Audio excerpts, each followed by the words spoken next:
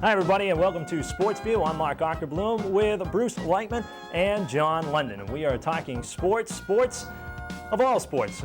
Sports about the Patriots, Red Sox, of course, the Red Hot Red Sox. We'll be talking about them. Also, the Bruins and the Celtics. And we invite your calls at 721-1056. We'll also be giving away a trivia prize. We're going to have a trivia question coming up in the not-too-distant future. And for the trivia winner, we have a pair of Patriots tickets. These are for the Patriots-Atlanta Falcons game coming up Saturday at Sullivan Stadium at 7 o'clock. And I'm told it is picture day as well, so it's a big day down in Foxborough. We'll come back to talk about those Red Sox first, right after these messages.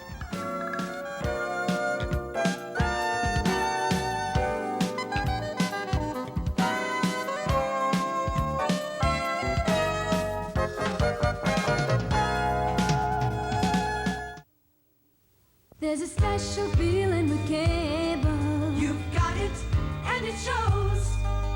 Cable gives a choice to you. You've got it, and it shows.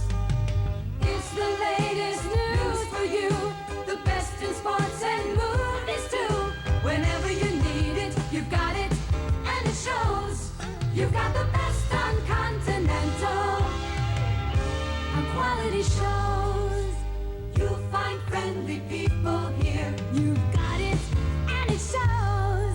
We'll show how much we care about you. You've got it, and it shows. We've got the latest shows to view. Everything we do for you. Whenever you need it, you've got it, and it shows. You've got the best on Continental. On quality shows. Around the world in 30 minutes, this is Headline News. This just in from the Middle East. Lebanese President Amin Gemayel. Let's check the latest headline sports. This is Sandy Kenyon with the Hollywood Minute. The nation's weather map today promises a mild weekend. Around the world every 30 minutes, this is Headline News. Get ready for tomorrow. Watch the Headline News Network tonight. Get the headline habit. Superstation WTBS means great American television. Family programs that capture the spirit of adventure that made this great land of liberty. Portrait of America, the award-winning series, visits a different state each month. It's a proud celebration of the people and places that make this the greatest nation on earth. World of Audubon takes a stunning look at our wildlife and what we must do to keep it thriving. And there's CNN special reports where world resource problems are given a face and a solution. But if it's adventure you're looking for, go for it with National Geographic Explorer, a thriller that takes you beyond the edge of your seat to the places of your wildest dreams. And join Jacques Cousteau, the world's greatest explorer, for a rediscovery of the world. A 5-year adventure through a world we thought we knew. Special entertainment for a nation looking proudly to its future. That's great American television, only on Superstation WTBS. Welcome back, everybody, to Sportsview. And once again, I'd just like to introduce the people to my right. Of course, I am Mark Ockerbloom. This is Bruce Leishman and John London to my far right. Now, we, of course, are here to talk about many things. Of course, the Red Sox are certainly dominating the spotlight right now. We invite your calls, any input, any views you may have. 721-1056. We'll be flashing that on the screen periodically. This is a live show. We are taping this at the Winchester Continental Cablevision Studios, TV 19. And first of all, gentlemen, Red Sox in Detroit, in the Motor City tonight for a big series with the Tigers, and they are currently tied for first place. 5 games, though, over the next 4 days. It's a huge series, Mark, but you don't want to let it get out of perspective. This is still early August. There's going to be many more to come, a 3-game series against Detroit at Fenway next weekend, and then 2 big series with the Yankees coming up. So it is a big series, but if they look at it as the ultimate series, I think they could be in trouble. But this team is on a roll, 19-1 since the All-Star break under Joe Morgan, 22 consecutive home wins, tying the Philadelphia A's 1931 record. What more can you ask for? It's exactly what I was going to say. You can't ask for more. 2 weeks ago, we could have been sitting here talking about how bad the Red Sox are doing. Today, we're talking here with them in first place. I mean, that's great. We couldn't ask for more. Let's talk about the person who many people think is the reason for the Sox big winning streak. Of course, that is Joe Morgan, and certainly a far cry from John McNamara and the way he coached the Red Sox. 950 winning percentage. I mean, you can't get much better than that. 19 for 20. He's really just pulled all the right moves. The players seem aggressive. They're doing the right things. You just like what's happening out there. I don't think you can get carried away. I don't think you can say that he is the reason for their turnaround. He certainly has been a catalyst, but I think people will agree this is an explosive team. They showed us in their homestand, their last homestand before the All-Star break, that they are capable of putting together a 5 or 6 game winning streak, and I think they were due to win some big games. They were coming home after the break. They'd had a 4-8 very difficult road trip, and I think they were certainly ready to put together a string of a few wins in a row. But he certainly has made the right moves, as you pointed out, Bruce. Something that John McNamara never did, late-inning defensive replacements. You see Kevin Romine going in the 7th or 8th inning, Todd Benziger, say, starting out the game in right field, moving to first in place of Larry Parrish. That's something Mac just didn't do. Another thing, late-inning pitching replacements, putting in someone like Tom Bolton just to face one batter. You need only look to last night's game. Texas going ahead in the 7th inning. Pete O'Brien coming up with 2 men on base. He brings Bolton in for that one batter, the left-hander, and Bolton strikes him out. And that's just a huge play right there. And that's what the Red Sox have been doing ever since the All-Star break. You're talking about the moves he's made. They've also worked. He puts in Romine. What does Romine do? He makes a great catch out in right field. The way he's used his bullpen, I mean, they've just come through every time. Stanley had a little trouble yesterday. But the way Lee Smith is pitching now, you can't ask for more than what he's doing. You talk about one player or a few players that Joe Morgan has put in. You look at it late in the ball game, maybe the outfield or perhaps the pitching. But, of course, the starters. Look at Jody Reed. Look at Todd Benziger. And certainly Jody Reed last night came through, as he has, it seems, every time he's been asked to do something in a Red Sox uniform. I mean, you can look at that. You can look at what happened when Spike Owen was there. And we've talked in the past about Spike Owen's value on the market right now. You really don't have anything right now. And with the waiver deadline passing for trades, they have to look to Jody Reed. And a big thing that Morgan did with players such as Reed and Benziger is he told them, you're going to be in there for a few weeks.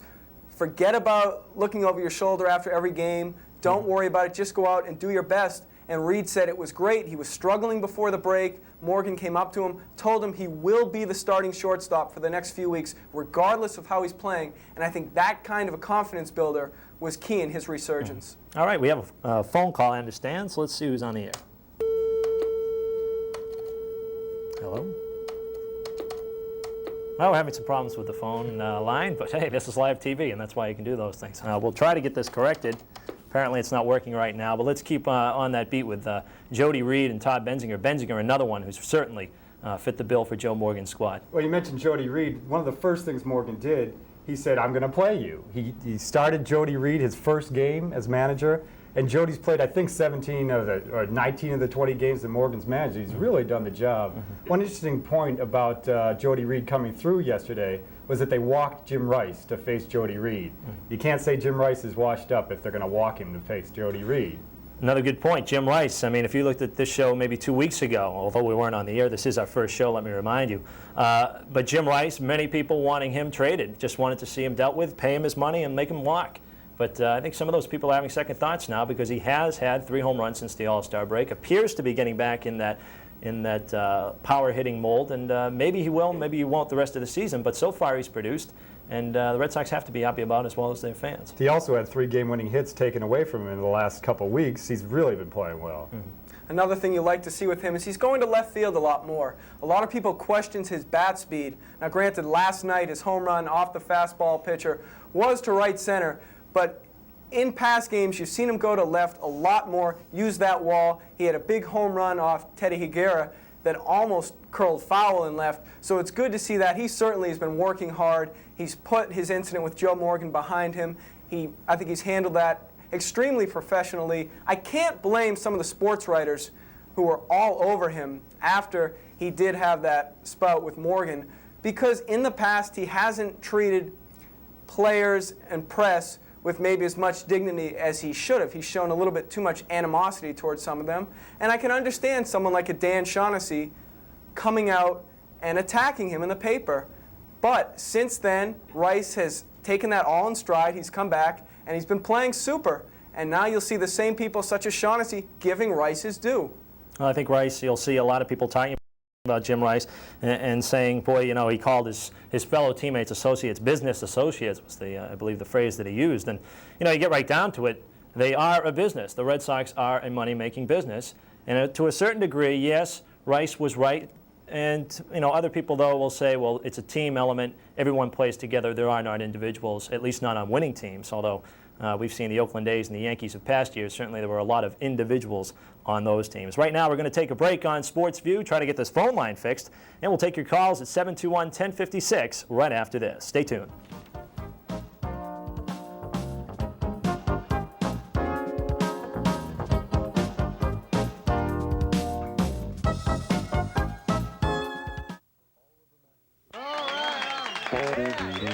All over Massachusetts, people are making great little decisions.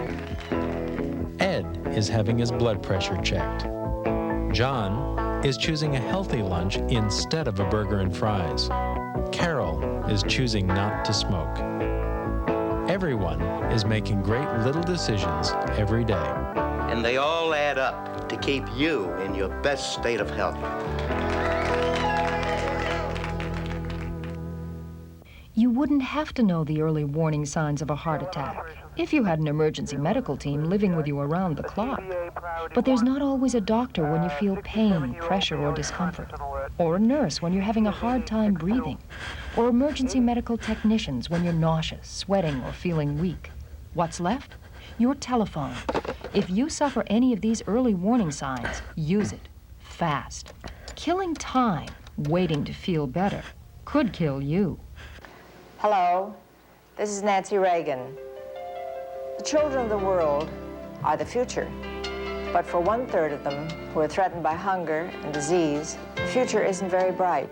UNICEF is helping to save these children. UNICEF's goal is to vaccinate all children by 1990. Let's help them reach their goal. This Halloween, call 1-800-972-5858 for information on how you can help UNICEF. There is no magic pill to keep you from getting cancer. But there is something you can take every day that might help. The right foods. Foods with less fat and more fiber. And if you eat plenty of green and yellow vegetables, fresh fruits and whole grains, and cut down on alcohol too, you may actually reduce your risk of getting several forms of cancer. Now that's not so hard to swallow, is it?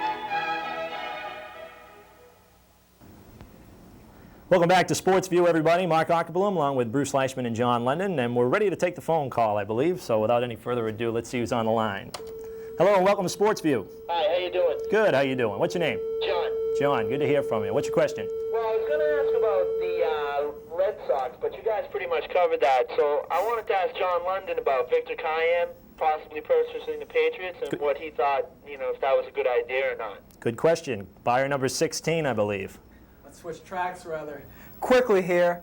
The Patriots, of course, starting out this Saturday against Atlanta, and as we've said before, we do have 2 tickets waiting a trivia winner, but this week it was announced that they have reached an agreement with a new owner.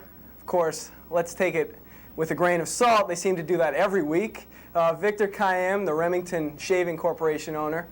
Now, let's look at him compared to someone like their last potential owner, Fireman from the Reebok company.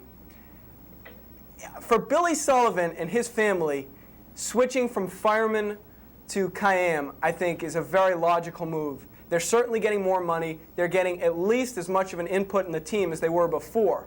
So for them, it's definitely a good, shrewd move. However, for the fans of New England, I don't think it's a good move.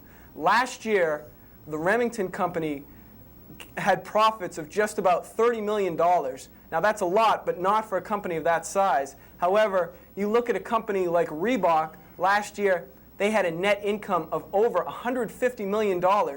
So what that leads me to wonder is, would someone like Fireman put more money into this team? Well, let's talk about how this is going to affect the fans. I think that's what's important. That's what you're getting to. Are the fans going to be affected by a change of ownership? I really feel the Sullivans have done a good job with the team. Pat Sullivan has been a good owner. He's done a good job. Is Victor Kiam coming in going to change the way the team looks on the field? I don't think so. I think they do pretty well on the field. Let's just hope they have enough money to pay the team, and I hope Victor Kiam's the man who can do that. Well, he made Remington so successful as a shaving company. You know, hopefully he'll be able to put some of that good fiscal sense into the Patriots, because as we all know, between Chuckles and his little adventure with the Michael Jackson victory tour, he pretty much has no future as a financial wizard, that's for sure. And he's really, you know, if he can put that same sense, I think we can look forward to maybe not only a World Series in the fall, but maybe a Super Bowl in the winter. It could be a good thing, and I really enjoy the show, and keep up the good work, Normie. Have a good night. All right, thank you very much. Let me just ask you a question. Does an owner really make a Super Bowl winner? I think it does. You think or it does? he does, or she does. The Patriots haven't held back at all. They've paid their players. What, they have the 4th, 5th highest salary in the NFL. Another thing, too, is that no check will go bounce from the Patriots, whatever they write, because they're all backed by the NFL office. You know, one of the things about Kiam, he has taken not only the Remington Corporation, but other corporations, and taking floundering corporations and building them into successful businesses has been his trademark. Now, the one thing that concerns me in this whole Kiam, I almost call it a mess, because you don't have any clear-cut winner. Who is going to win out on this? We've seen it all before. We've seen firemen. We've seen numerous people try to take this team and buy them, and they've all fallen through. So you really can't, you know, say, well, Victor Kiam's going to make the deal. Yes, Billy Sullivan said on TV and in the press that he will be the person who will be buying the team, but I'm not sure about that. The thing that concerns me most about Kiam, though, is he going to keep the team in Foxborough? Or is he going to move it elsewhere in New England? He has said New England, but that's very vague. There are 6 states in New England, if my math is correct. Yeah, I believe there is.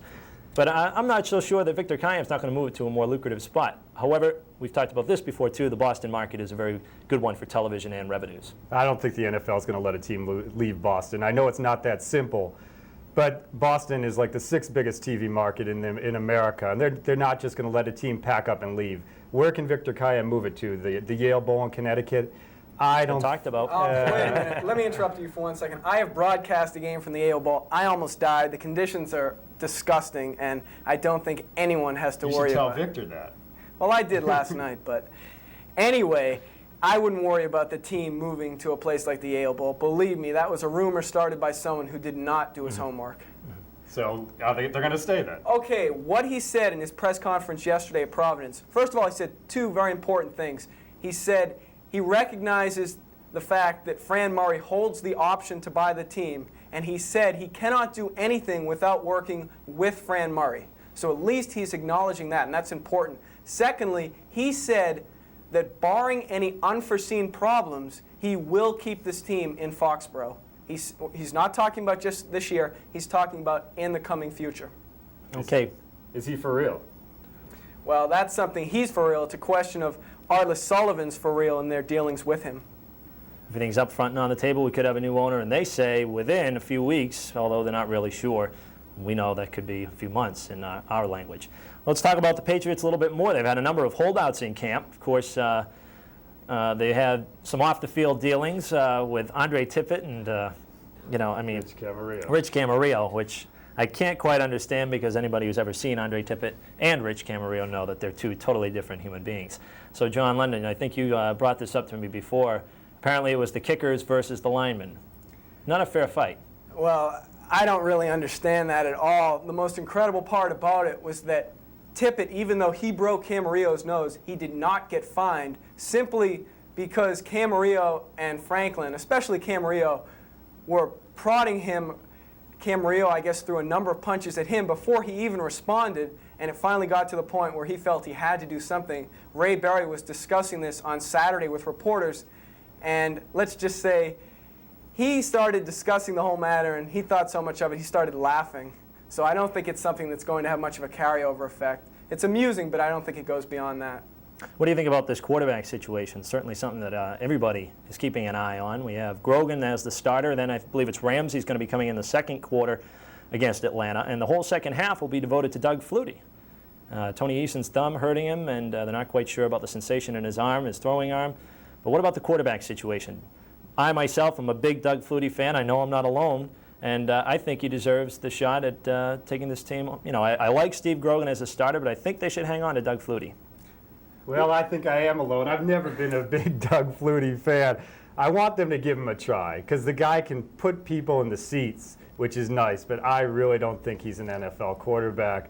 He played against a bunch of scabs and he did okay, but I want to see him in preseason and see if he can actually play with the NFL boys, and I don't think he can. I think it comes down to two things. First of all, will Tony Eason be ready physically for the opening of the regular season? If he is not, I'm sure they won't hesitate to put him on injured reserve and stick with the other three quarterbacks, Grogan, Ramsey, and Flutie. However, if Eason is healthy, then it certainly comes down to a Ramsey versus Flutie. And I think that's where there's certainly room for debate. I have to agree with you, Mark. I am a Doug Flutie supporter, and I don't think he's really gotten much of a chance with the Patriots. Also, we all got to see Tom Ramsey play last year once Grogan and Eason went down. I was not overly impressed with Ramsey. A lot of people are quick to point out his comeback against Philadelphia with 8 minutes left. Also Dallas, but the big one against the Eagles, when the Patriots were down by 3 touchdowns with 8 minutes left, they came back, tied it up, and lost in overtime. However, what people neglect to mention is that Philadelphia went into their prevent defense with 8 minutes left, and suddenly their whole defensive attack trying to prevent the pass changed, and it freed up a lot of things for Ramsey. If Tom Ramsey's our third-string quarterback, he's the best third-string quarterback in the league.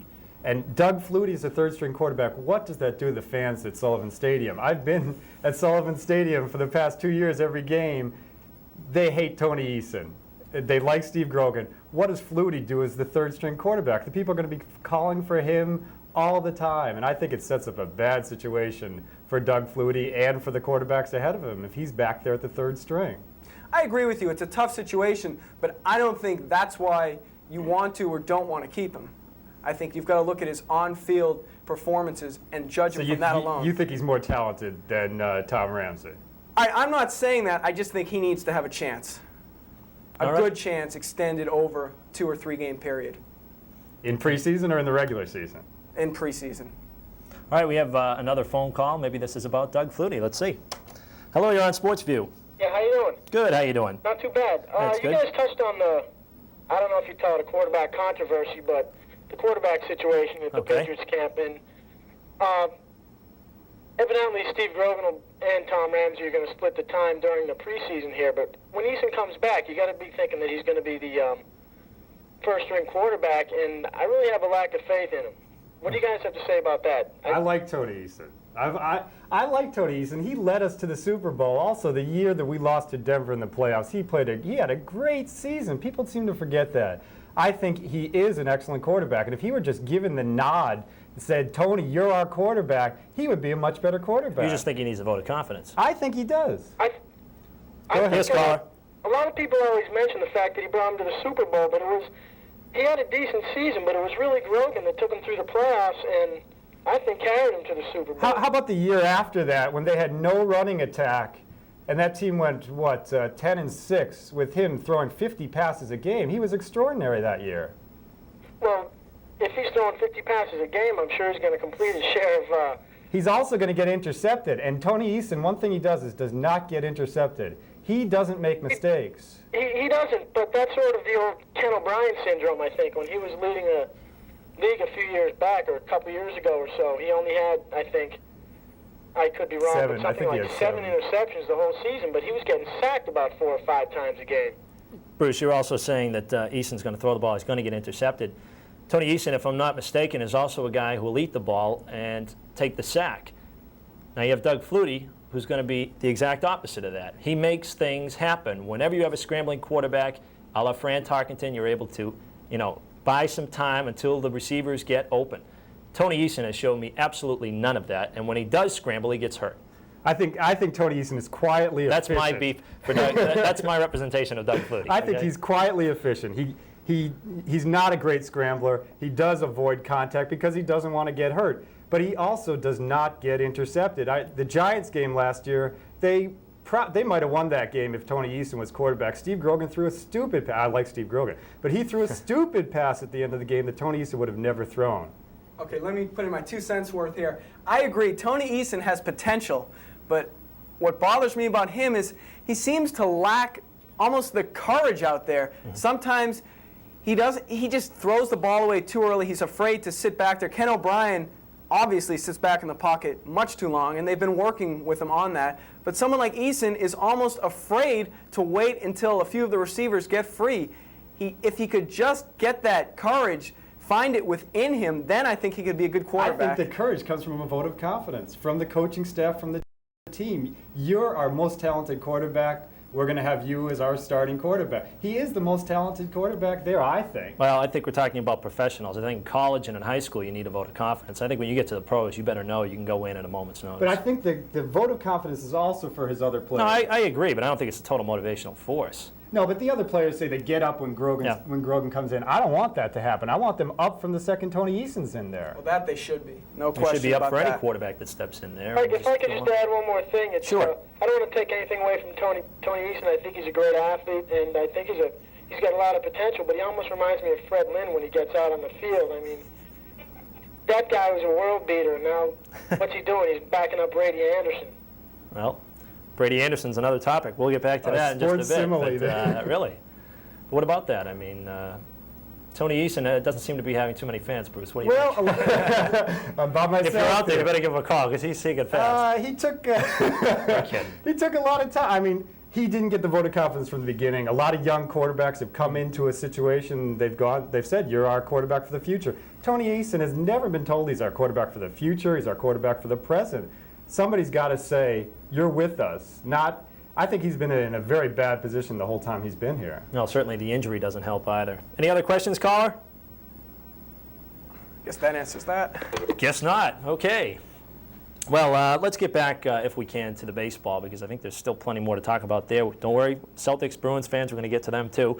But I think we still have a lot more to talk about with the Red Sox, and he brought up a good point in Brady Anderson. Brady Anderson, since the trade, he was down in Pawtucket, started off slow, started building up the average. When he left, he was about 282, I think, the time of the trade. He has gone over to the Orioles. Of course, when you're that far out of first place and in last place in the American League East, you're going to get some playing time.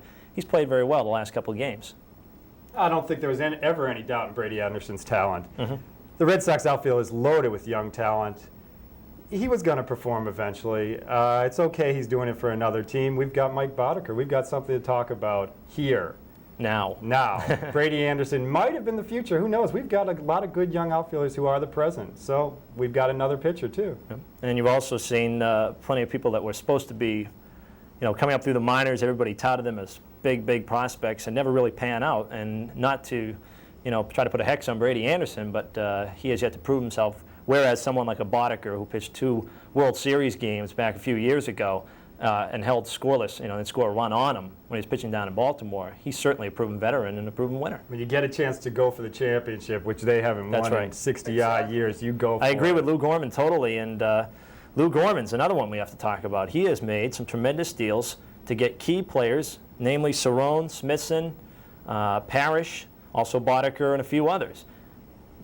Lou Gorman wasn't even involved in the Joe Morgan decision, from what I understand. He found out secondhand. What do you think about Lou Gorman? What about his role? And I believe he's got to come under contract. His contract comes up pretty soon as well. Well, Lou Gorman certainly has done a stellar job this year with his moves. I'd like to talk about his move trading Anderson for Boddicker for just one more minute. There's a lot of debate on that topic, but I think that trade had to be made for 2 reasons. First of all, Bruce, as you said, you have to play for the present when you've got a chance to succeed and get to the World Series, such as the Red Sox do now. You can't always look to the future, or you'll never get there. You have to go sometimes, roll the dice, and take a gamble. Secondly, who's to say that he would have found a spot on this team in the coming 1 or 2 years? Not only do they have 3 solid outfielders in Greenwell, Burks, and Benzinger, they also have Romine off the bench, who certainly played better this year than he has in the past, and you can't overlook Carlos Quintana down in Pawtucket, who has 15 home runs. Don't forget Jim Rice. I said outfielders. He plays in mean left field out there. If he can sit, he does. All right, I understand we have another phone call. Hello, you're on Sportsview. Hi, guys. How you doing? Good. How you doing? Do you have a name, please? My name is Steve. Steve, all right. I want your guys' assessment, a little bit of the mental situation now for the teams involved in the pennant race. Wondering about, do you think the Red Sox might be a little spent now mentally, having made this great comeback? Might they be lacking a little bit in the energy needed to take them over the hump here? Or on the other hand, maybe the Tigers and the Yankees, have they been, battling it out all year and therefore might be a little tired and fatigued from that struggle? So just wanted your guys' opinion on that. I'll take the Red Sox right off the bat. I don't think the Red Sox will go with the first place team. Why not? At least for right now. I don't think the Red Sox will. I think manager Joe Morgan is the type of guy who's not going to allow his team to fall back. I mean, he is going into this series in Detroit. How many other managers, and we were talking about this before the show, would be allowed to say on Boston television, boy, if we only get 2 out of the series, that's fine with me. I'm not looking for all 5 wins. Boston fans traditionally want 5 wins. And if the manager says, well, I only want 2, well, they think he's not trying. But I think we can all be comfortable in the fact that Joe Morgan, if he gets a couple wins, he's got a few more months of the season to go. He's going to caution his team, listen, we've still got 2 more months. A lot can happen. And it's vice versa, really. If the Sox should win 5 games, all 5 in Detroit, then you know what's going to happen. They're going to be up 5 games, but they still got to go on. And if they suffer a lapse, then they could fall back just as easily. So I don't think it's going to happen with them. With Detroit, Sparky Anderson, another veteran coach, I don't think it will happen there either. I think the Tigers will be in it till the end. And the Yankees, possibly. I think the Yankees aren't for real this year. The Yankees just put a lot of key guys on injured reserve. Not right. Injured reserve, I'm talking football. They put a lot of guys on the injured list. They're a little bit battered up. Yep. You got to be happy with the Red Sox situation at this point. Marty Barrett said today, it's just like coming out of spring training the way they feel right now. Another thing, going back to the question of will they be spent, I have to agree with you, Mark. I don't think Joe Morgan is the type of manager that will work them too hard. He has a very good overview of the whole situation, and I think he will keep them as fresh as possible. We've already seen that. He's been resting players. That's another thing that Mac was very much against. But I think the key for whoever wins this division is to be able to win it and have at least a week of the regular season to be able to slow things up a little bit. Look at Detroit. They won the division on the last day of divisional play last year. They went in, faced Minnesota, a team that had clinched the division a little bit before that, and they were pretty much exhausted. And Sparky Anderson said their race against Toronto certainly did take something out of them. Can I give you a quick follow-up question here? Sure. Just wondering if you guys are concerned at all with some of the players on the Red Sox team who maybe have not been through a pennant race before, the Mike Smithsons, the Wes Gardners, even the Lee Smiths. Do you have any comment on that? Is there any concern on that front? Well, Lee Smith was in a pennant race when he was with the Cubs. Okay, how about the other 2 guys? Mike Smithson, well, he was in a pennant race last year, but he was cut out of the World Series. Actually, I think a lot of it depends on how the players who have been in the World Series react. I think the Red Sox still have quite a few players that were involved in that series. I don't really think it's going to have much of an effect on them. But Roger Clemens, who was in the World Series and probably didn't perform as well as he would have liked, is going to be there again. He's begging to get back there. Well, thinking off the top of my head, you had Rice, Gedman, Boggs, Greenwell, and numerous other ones. It was only 2 years ago. Yeah, a lot it was only 2 years ago, and here. in fact, folks, our trivia question deals with that very subject. I know they're Patriots tickets, but we're going to be talking about the World Series a couple of years ago. We're going to come back with a trivia question right after this for the Patriots tickets, so stay tuned. Oh, my.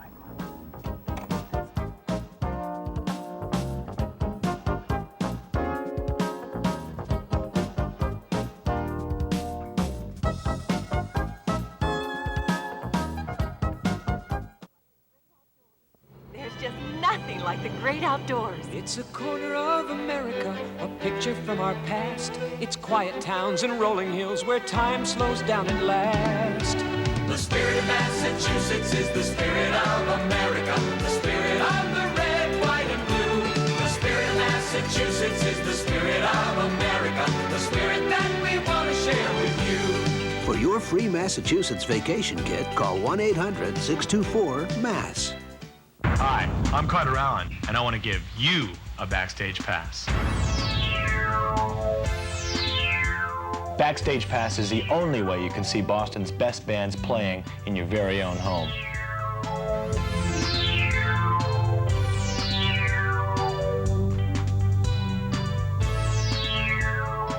If your local cable station doesn't have Backstage Pass, perhaps you should ask them why, or write your congressman. There's a childhood cancer treatment clinic at the Massachusetts General Hospital. The Charlie Davidson Leukemia Fund helps support the clinic, and it provides for some extras for the children. 100% of your contribution benefits the children at the clinic. I know because I've been going there for 6 years. The fund could do more with your help. Please help Charlie's friends keep fighting. Please give to the Charlie Davidson Leukemia Fund. There's a special feeling with cable. You've got it, and it shows. Cable gives the choice to you. You've got it, and it shows. It's the latest news for you. The best in sports and movies too. Whenever you need it, you've got it, and it shows. You've got the best on Continental. Our quality shows. Welcome back to Sportsview, everybody. Mark Ackerbloom, that's it. I was born with that name 25 years ago, along with Bruce Leishman and John London. Okay, trivia question time. I'm going to have to figure this one off the top of my head, but we teased it just before we went into the break. It has to do with the 1986 World Series. We'd like to know who the hitter was who hit the ball between Bill Buckner's legs. Who can forget it?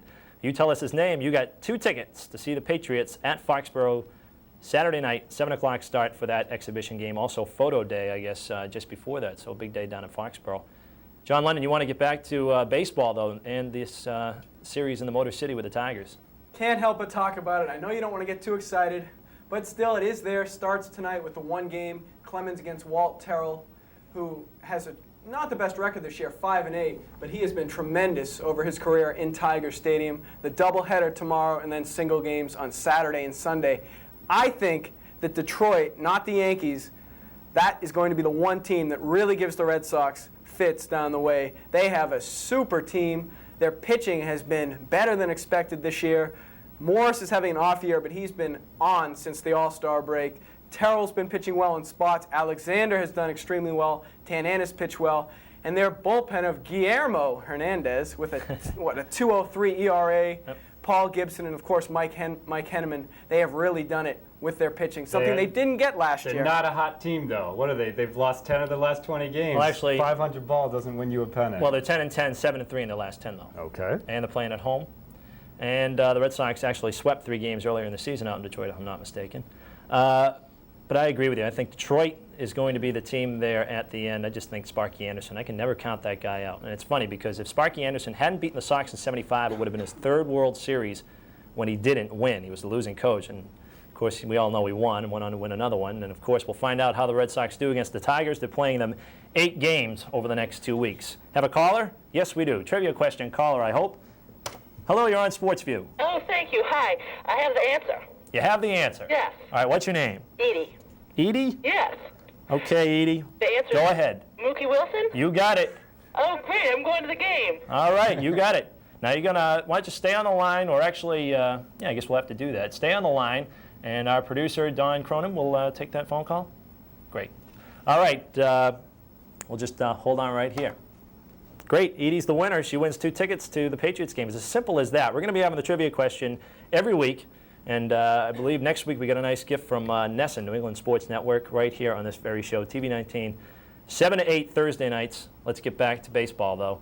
We don't want to beat a dead horse, but the Tigers and the Red Sox locking horns tonight. Actually just got underway about 15 minutes ago, but you can wait 15 minutes. I bet Tigers are up now anyways. Of course, you'd want to watch Roger, right?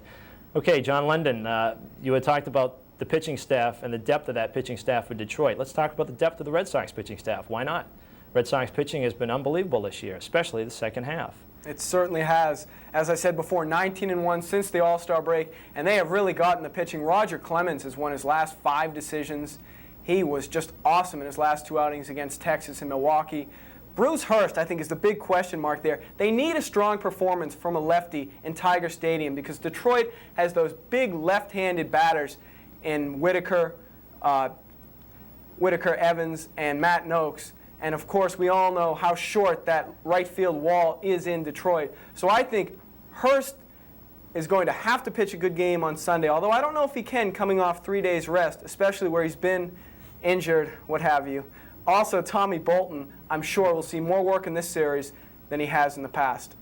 I think Bruce Hurst certainly is a big question mark for me. I don't know, ever since he came back from his injury, he really, well, not really an injury if you call it, his ailment maybe, I don't think Bruce Hurst has been the Bruce Hurst we saw in the beginning of the season. Another question is going to be Oil Can Boyd, but I think they replaced that with Mike Boddicker. I think they did okay there. Well, that's it. You talk about the depth of our pitching staff. We lose a guy like Oil Can Boyd, who's our third starter and a major cog in this team, and nobody seems all that concerned. We seem like we can do it without Oil Can. I want him there, but we've got 5 good starters who can do it. With Oil Can, we have 6, and that's what you want going down in the pennant race. I think another guy you got to talk about is Bob Stanley. I mean, here's a guy who has certainly been ridiculed by fans in New England for years. You know, Bob Stanley started off well when he was with the Red Sox, but then he had some hard times for about 2 or 3 seasons, maybe longer. But Bob Stanley has done everything that's been asked of him this year, combined with the fact that this finger and this finger, the ring finger and the middle finger on the right pitching hand, are numb. He has no sensation in them. Yet he's done well on the mound. Okay, last night he gave up. We're forgetting about last night. You know, he threw the ball away, but you know those things will happen. The Sox came back, they won. But all in all, Bob Stanley's done a good job. Stanley was second in the league in appearances last month. We never thought we were going to get this out of Bob Stanley in April. He's really been quite a savior for us. Well, I think one thing he finally decided to do was to get in shape. Bob Stanley was a little bit rotund the past few years. He really trimmed down over the offseason. I believe he lost about 20 or 30 pounds. And I think that right there has been a major cause in getting him to be the top or strong relief pitcher that he now is. If you could ever say an injury helped somebody, it helped Bob Stanley. I think it really got his head in gear to come back from that injury and really perform the way he performed years ago when he was Bigfoot, stomping out and getting those victories. He was 14-2 one season. Let's talk about more pitching. Roger Clemens named the pitcher of the month last week, actually this week, last month, the month of June. And as you mentioned, he's won all 5 starts since the All-Star break. But Roger Clemens going for his 3rd Cy Young Award in a row, unprecedented. And, you know, let's talk about that. Frank Viola, it appeared early, was running away with it. Well, now Viola's fallen on hard times. He's lost his last couple starts. Roger leads him in every other category, I believe, except maybe 2, and that would be 1 loss in 1 other category. But Roger Clemens right there. Also Jeff Robinson with the Tigers, 13-4, so he's not far away either. How can they ask any more of what they've gotten from Roger Clemens? Over the past 3 years, he's just been incredible. He's done everything they've needed, stopping losing streaks. He's been there every time, and he's the guy who's going to pull them through the World Series. And if he's the guy who's going to pull them through or not pull them through, because if he starts losing, this team cannot keep up their pace. A question for either of you two or any of our listeners out there. Have any of you ever seen a more dominating baseball player in your time than Roger Clemens? It sounds maybe a bit absurd, but think about it. You look to him to win every single time he takes the mound. It's kind of strange that we're part of this. You know, people talk about the year Sandy Koufax pitched, that he was the most dominant player out there. We're seeing possibly the most dominant player almost in baseball history. I hate to say that, but what he has done over the past 3 years is phenomenal. Talk about dominance, and that word certainly could be atoned to Mike Greenwell. Greenwell is in line, conceivably, for MVP right now. You can start talking about him. I know there's 2 months left, but the way he's hitting the ball, there's no reason why he can't win it. He's in line, but I think right now he's definitely 3rd in line behind, first of all, Jose Canseco, who has just been hitting the cover off the ball. I believe 31 home runs, 86 runs batted in, and that man can run, too. He is quick. He had 20 stolen bases by the time the Red Sox made their first visit into Oakland. He's hitting a lot better. Granted, he's got strong people around him, so they can't really pitch around him, but he's having a great year. And Dave Winfield, who's finally rediscovered his home run stroke as of late, is having a phenomenal year for the Yankees. I think Winfield started off hot and you know, certainly kept it up, and with George Steinbrenner breathing down your neck, I think that adds a little bit to it too, and he's certainly done a good job. There's also a name recognition factor in the MVP voting. People really don't know Mike Greenwell yet. He was an all-star, but he's not the name of, certainly not a Dave Winfield and even not a Jose Canseco. So that's going to hurt him in the MVP voting. There's still a long way to go. You got to remember Roger Clemens, too. That's right. In case you haven't noticed, it's kind of hot in here, and I know it's hot where you are, unless you're in an air-conditioned room. But I was just thinking, while I'm looking at us all, you know, we're pretty hot and perspiring on the set here, I'll be honest with you. So kind of like what the Celtics have been going through the last few days. And thank you, segue, very easy.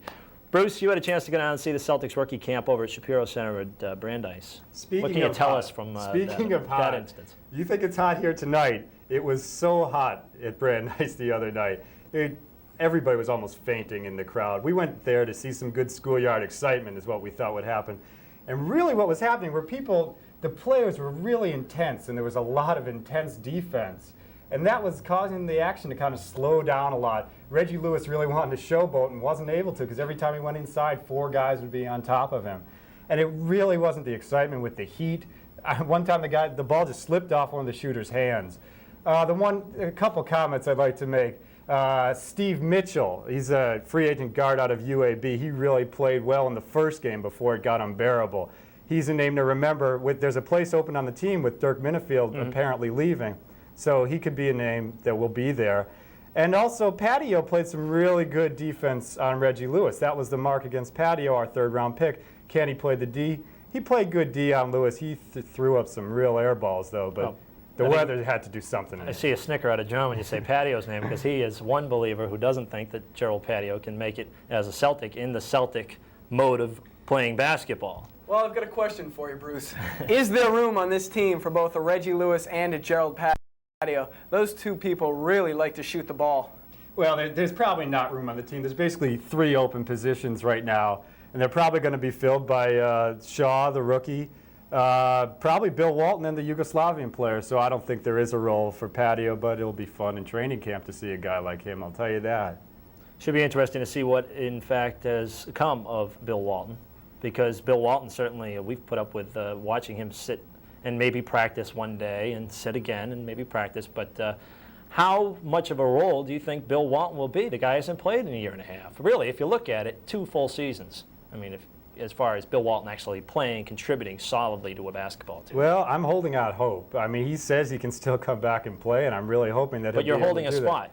I'm holding a spot for him, sure. I mean, he was very close to playing last year, and let's hope he can get to that point again this year. All right. While we're on the topic of big men, Jan Volk has said before that he is extremely excited about Vran Kovac, the Yugoslavian, who the Celtics are now trying to sign.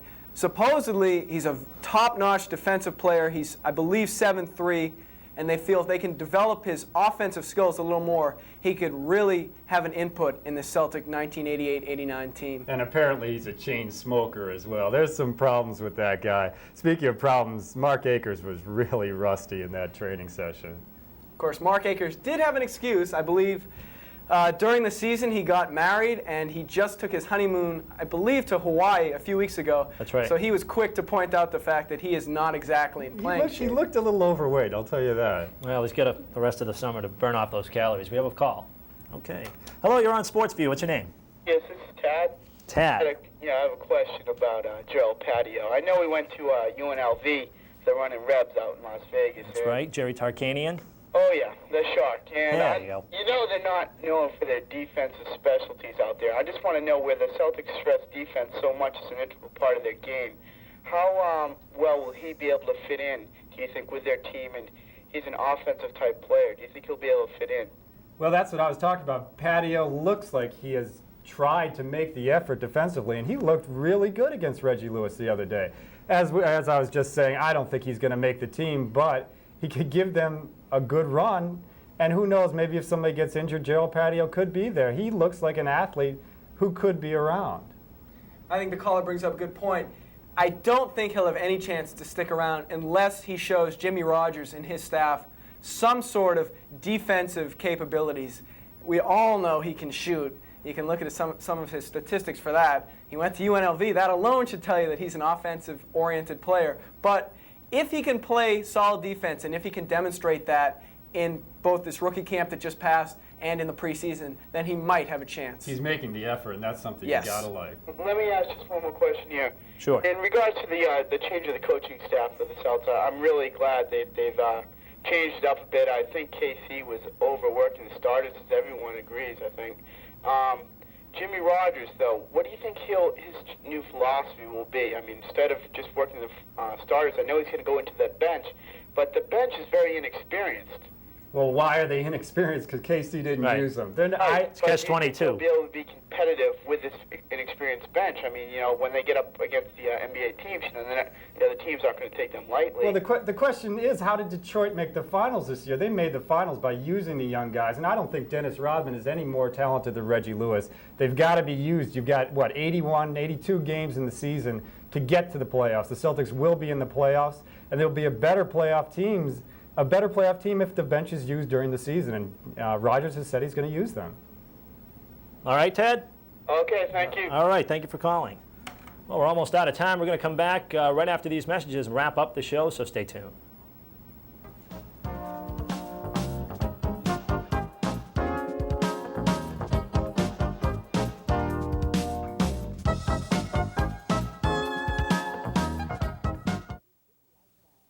With today's busy lifestyle, viewers can't be tied down to one nightly newscast. For that viewer, the ultimate news convenience is headline news. Headline news never stops delivering up-to-the-minute news in a fast-paced 30-minute format. Fresh, complete, convenient. Headline news covers every major news category with emphasis on the most critical stories and pressing facts. Around the clock, anchors share the responsibility of delivering 48 newscasts every 24 hours in rapid-fire 30-minute cycles. Headline news brings you the latest breaking national and international stories, along with sports updates, entertainment news with Hollywood Minute, plus a recap of the day's headlines, the latest business and consumer information, and the national weather picture. 24 hours a day, there is no more convenient news service for viewers on the go. Headline news, around the world, every 30 minutes.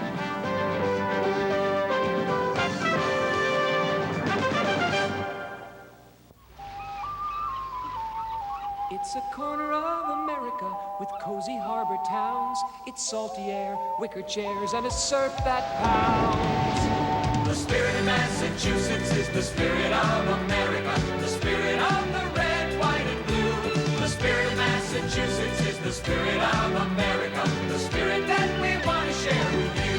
For your free Massachusetts vacation kit, call 1-800-624-MASS. There's a childhood cancer treatment clinic at the Massachusetts General Hospital. The Charlie Davidson Leukemia Fund helps support the clinic, and it provides for some extras for the children. 100% of your contribution benefits the children at the clinic. I know because I've been going there for 6 years. The fund could do more with your help. Please help Charlie's friends keep fighting. Please give to the Charlie Davidson Leukemia Fund. You've got the best on Continental. Local programming on TV 19 is a vital part of the service you get from Continental Cablevision.